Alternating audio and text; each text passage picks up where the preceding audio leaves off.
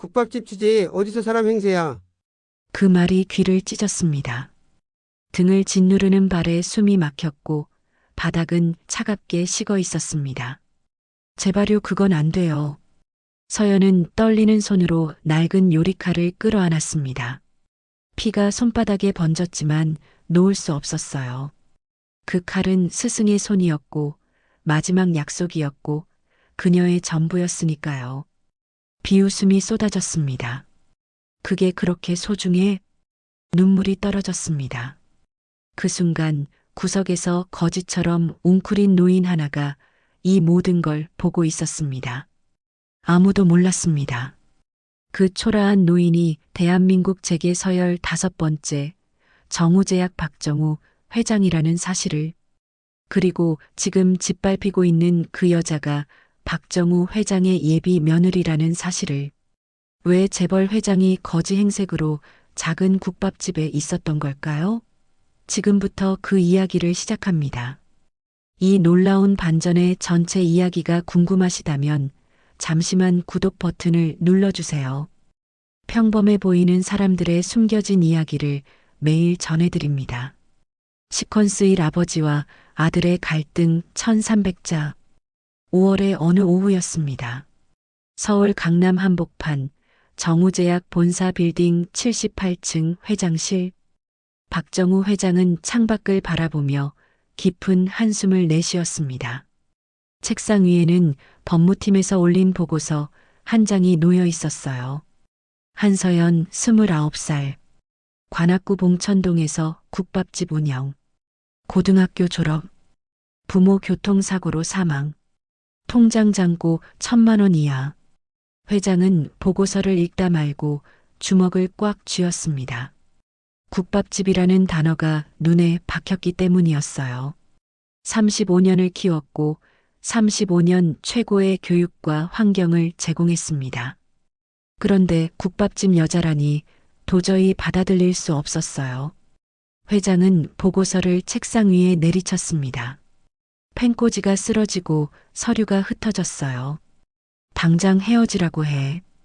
그 여자는 안 돼. 절대로. 하지만 아들 준호는 한 달째 같은 대답만 반복하고 있었습니다. 싫습니다. 저는 서연이와 결혼할 겁니다. 그날도 회장실 문이 열리고 준호가 들어왔습니다. 65의 아버지와 32의 아들이 마주 앉았어요. 한 달이다. 충분히 시간을 줬어. 이제 끝내라. 아버지, 또 이러실 겁니까? 또가 아니야. 마지막이야. 회장은 서랍에서 맞선 후보 서류를 꺼내 던졌습니다. 여기서 골라. 한솔그룹 자녀, 대성건설 장녀. 다 괜찮은 집안이다. 저는 서연이와 결혼합니다. 국밥집 주인이랑. 회장이 벌떡 일어섰습니다. 내 눈에 흙 들어가기 전엔 절대 안 돼. 정우제약 후계자가 국밥집 여자랑 결혼해? 가문 망신이다. 아버지, 시끄럽다. 준호는 차분히 말했습니다. 돈이 전부입니까? 어머니와 정략 결혼하셔서 행복하셨습니까? 그 말에 회장의 눈가가 흔들렸습니다. 닥쳐. 컵이 바닥으로 떨어지며 커피가 쏟아졌어요. 나는 평생 사람에게 속아왔다. 돈 때문에 접근하는 것들 뿐이었다. 그러나 준호는 물러서지 않았습니다. 저는 아버지처럼 살지 않겠습니다. 돈보다 사람을 선택하겠습니다. 지금 나한테 도전하는 거냐? 도전이 아니라 선언입니다. 준호가 돌아섰고 회장은 마지막으로 외쳤습니다. 그 문 열고 나가면 끝이야. 다시는 아버지라고 부르지 마. 문이 쾅 닫히는 소리만 회장실에 남았습니다. 회장은 한동안 그 자리에 서 있었어요.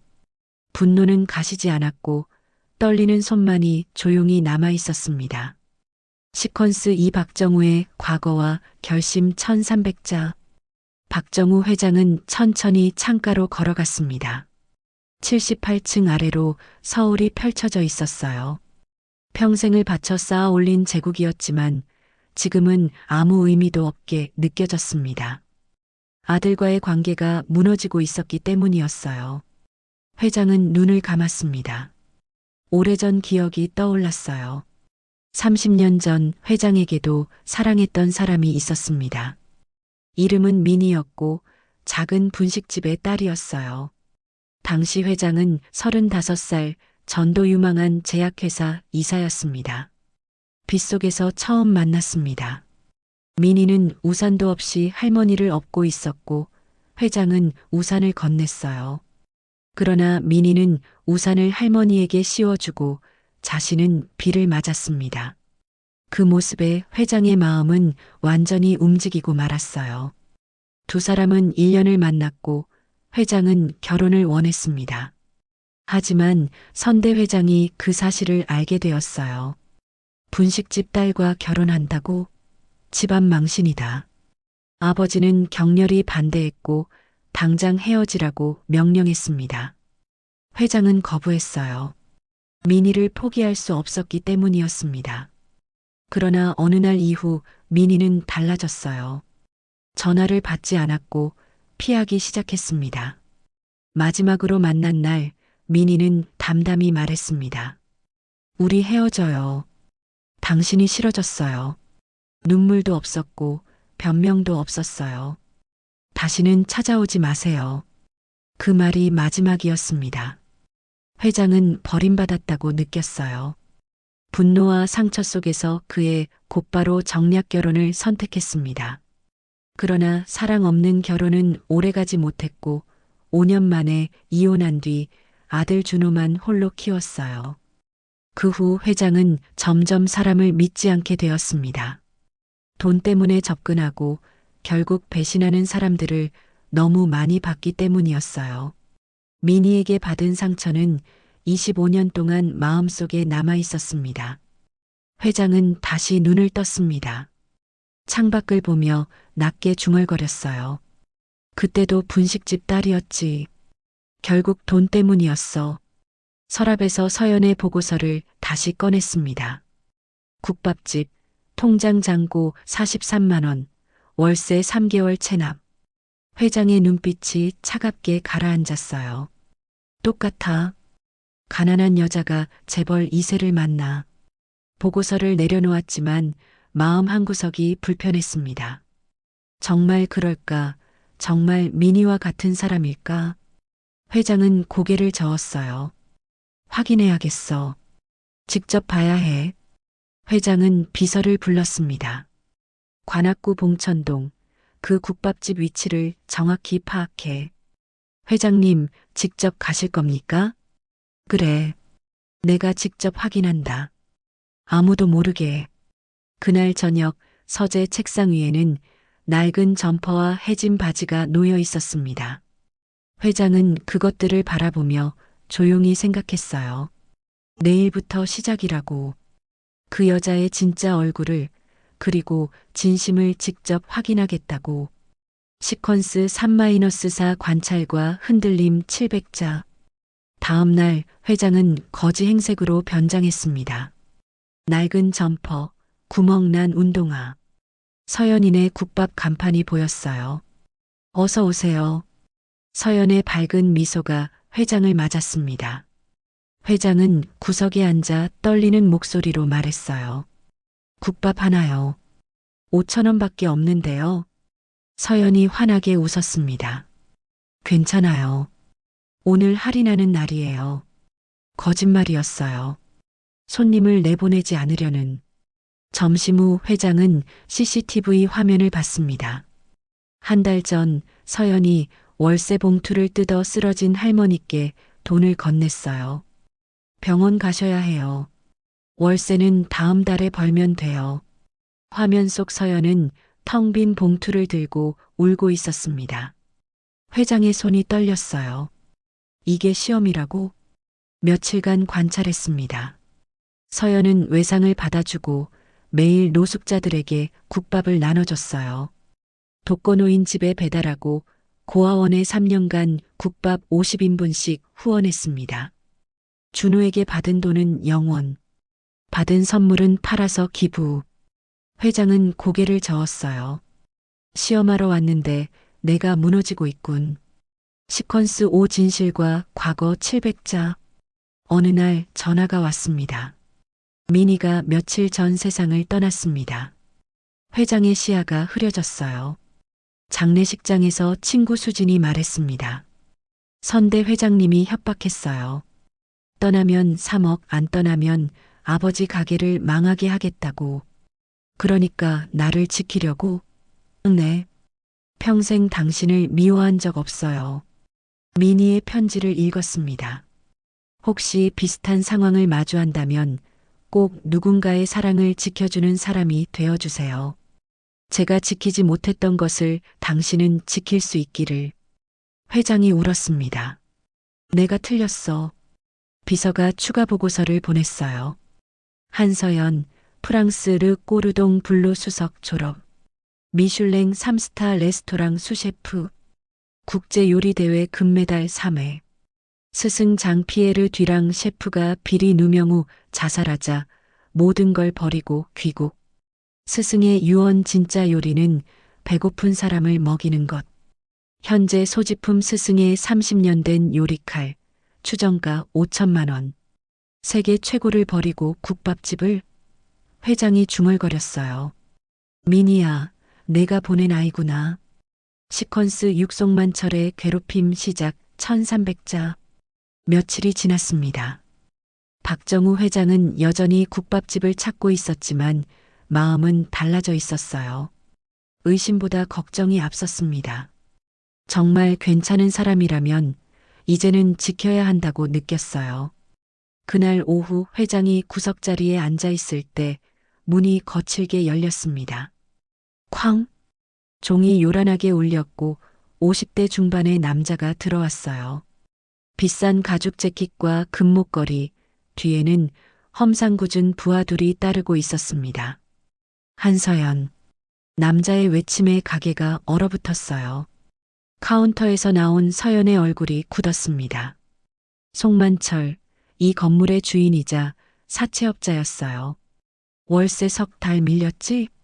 손님들의 시선이 쏠렸습니다. 사장님, 여기서 그런 말씀은. 왜? 사실이잖아. 송만철은 둘러보며 비웃었어요. 여러분, 여기 사장 월세 석 달 밀렸대요. 이런 데서 국밥 드셔도 되겠어요? 위생도 엉망일 텐데. 손님 몇 명이 불편한 표정으로 자리에서 일어났습니다. 어휴, 우리 다음에 올게요. 손님 아니에요. 오해예요. 서연이 다급하게 말했지만 손님들은 이미 문을 나가고 있었어요. 송만철이 만족스럽게 웃었습니다. 월세 못 내면 알아서 나가야지. 왜 버텨? 송만철이 서연에게 바짝 다가왔어요. 담배 냄새와 술 냄새가 났습니다. 사장님, 다음 주까지 꼭 드릴게요. 다음 주? 송만철이 코웃음을 쳤어요. 지난달에도 그렇게 말했지. 그저께도 그렇게 말했고. 언제까지 기다려? 서연이 고개를 숙였습니다. 죄송합니다. 죄송하면 돈이 나와?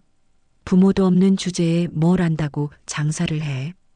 박정우 회장은 구석에서 주먹을 쥐었어요. 송만철이 가게 안을 둘러봤습니다. 시설도 낡았네. 보일러 점검 받았어? 네. 건물 전체 보일러 점검한다.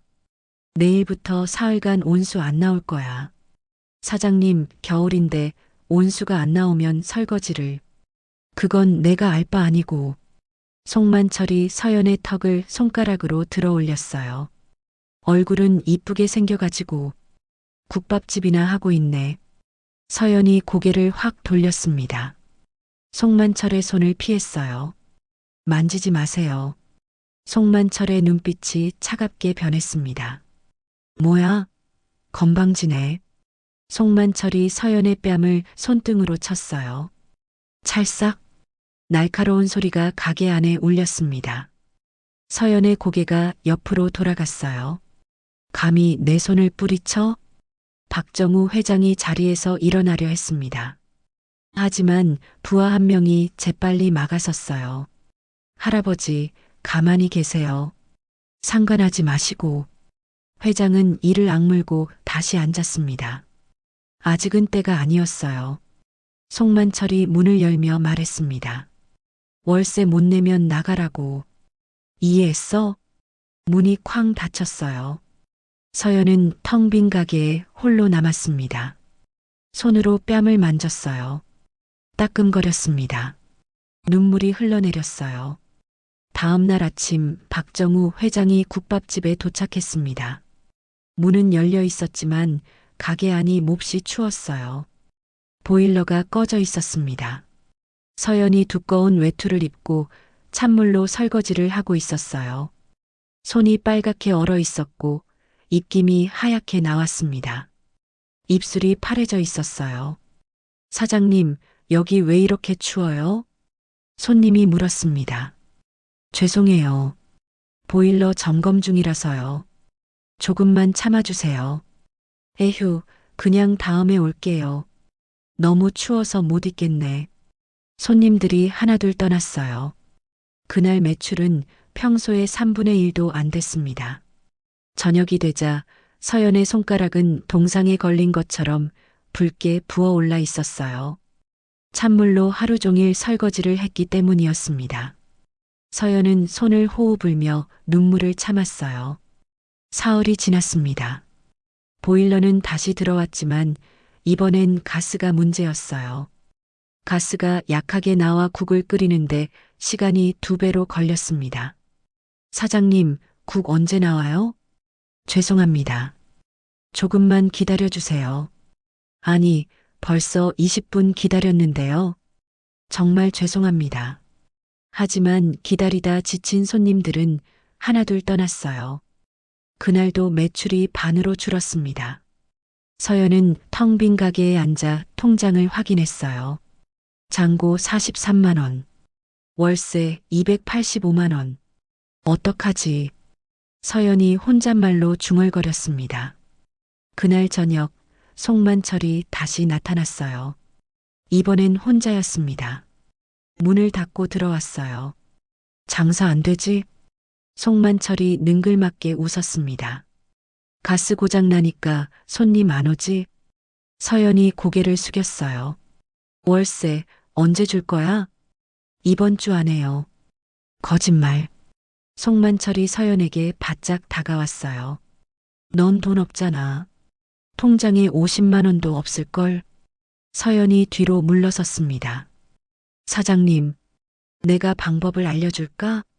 송만철이 서연의 어깨에 손을 올렸어요. 서연의 몸이 얼어붙었습니다. 만지지 마세요. 서연이 손을 뿌리쳤어요. 송만철의 눈빛이 차갑게 변했습니다. 뭐야? 감히 누가? 송만철이 서연의 머리채를 움켜쥐었어요. 국밥집 주제에 건방지네. 서연의 두피가 당겨지며 고통스러웠어요. 아파요. 놓아주세요. 아파? 월세 못 내는 게 더 아프지 않아? 송만철이 서연을 벽으로 밀었습니다. 서연의 등이 벽에 부딪혔어요. 너 재벌 2세 남자친구 있다며? 그놈한테 돈 받으면 되잖아. 그럴 수 없어요. 왜? 자존심? 송만철이 비웃었어요. 자존심 가지고 밥 먹고 살아? 월세는? 송만철이 서연의 턱을 다시 들어 올렸습니다. 다음 주까지 월세 안 내면 가게 비워. 이해했어? 제발이요. 제발은 무슨. 돈 내든지 아니면. 송만철이 서연의 귀에 대고 속삭였어요. 나한테 잘 보이든지. 서연이 송만철을 밀쳤습니다. 나가세요. 송만철이 문을 열며 비웃었어요. 다음 주. 기억해. 문이 닫히자 서연은 그 자리에 주저앉았어요. 온몸이 부들부들 떨렸습니다. 눈물이 쏟아졌어요. 엄마, 아빠, 어떡하지? 골목 어귀에서 박정우 회장은 그 모습을 지켜보고 있었습니다. 휴대폰을 꺼내 비서에게 전화했어요. 송만철 조사 결과 나왔나? 네, 회장님. 조폭 출신입니다. 사채업으로 수십 명 피해. 세입자 괴롭혀서 내쫓은 사례만 10건 이상. 2층 양복점 사장 성추행, 3층 분식집 사장 20년 가게 빼앗김, 4층 미용실 사장 불법 사채로 우울증.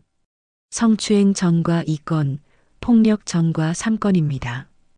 회장의 눈빛이 차갑게 변했어요. 저 자식? 회장님, 어떻게 하시겠습니까? 회장은 잠시 침묵했습니다. 조금만 더 기다린다. 증거를 더 모아. 저놈이 뭘 하는지 전부 기록해. CCTV 녹음 증인 다 확보하고. 알겠습니다. 전화를 끊고 회장은 국밥집을 바라봤어요. 서연이 홀로 가게를 정리하고 있었습니다. 어깨가 축 처져 있었고 가끔 손으로 눈물을 닦았어요. 조금만 참아라. 회장이 중얼거렸습니다. 저 자식, 내가 반드시 끝장낸다. 하지만 지금은 아니야. 완전히 무너뜨리려면 증거가 더 필요해. 회장은 주먹을 불끈 쥐었어요. 손톱이 손바닥을 파고들었습니다. 조금만 더 참자.